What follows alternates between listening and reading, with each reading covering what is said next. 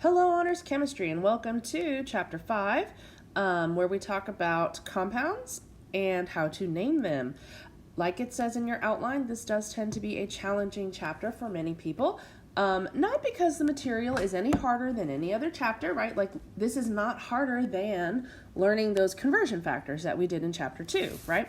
But if you'll think back to Chapter 2, right, at the very beginning, there's a strong possibility you thought, oh my gosh, this is so hard, until you did, right, lots of practice. And this will be the same thing, right? Because here we are layering on so many levels, right?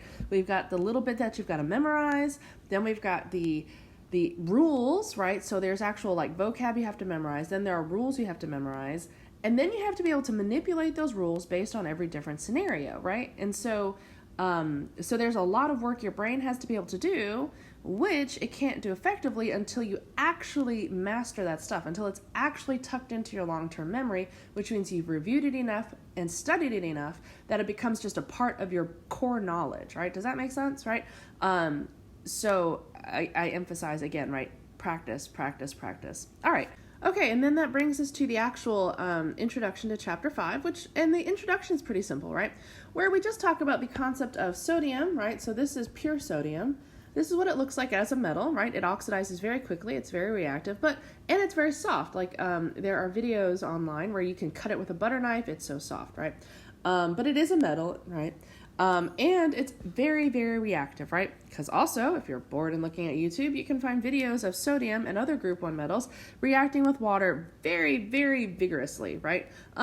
Explosively sometimes. And then here we have a sample of chlorine, right? Actual chlorine gas. And obviously, you guys should know, right, that chlorine gas is definitely a poison, right? So if you were to intake pure sodium or pure chlorine, right, you would not fare well, right? But when we combine them, when they chemically combine, right, that's the key because that's what differentiates mixtures from compounds. When they chemically combine and they exchange electrons, they become a new compound, right? And this new compound, sodium chloride, right, is not only delicious, but necessary for our survival, right? Where there's a certain amount of ion concentration we need to have in the blood. Otherwise, right, our systems shut down.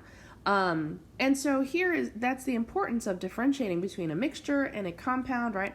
Because in a compound, the chemical properties change, right? Whatever it was, it is not anymore, right? Sodium chloride does not have the properties of pure sodium. It does not have the properties of pure chlorine. It is its own unique substance, yeah?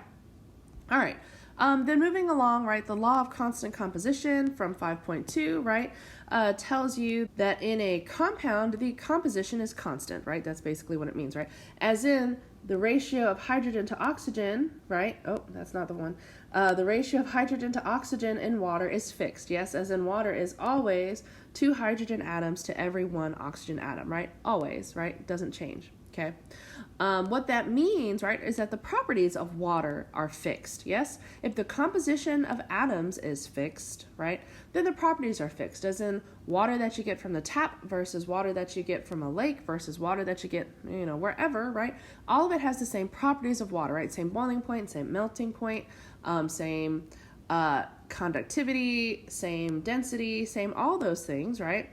Because it's H2O, right? Whereas if we were to have a mixture, right, and the whole point of a mixture is that the composition is variable, right? The ratio of hydrogen to oxygen varies depending on how the mixture is composed, right? Which means that the properties also vary depending on the mixture, right?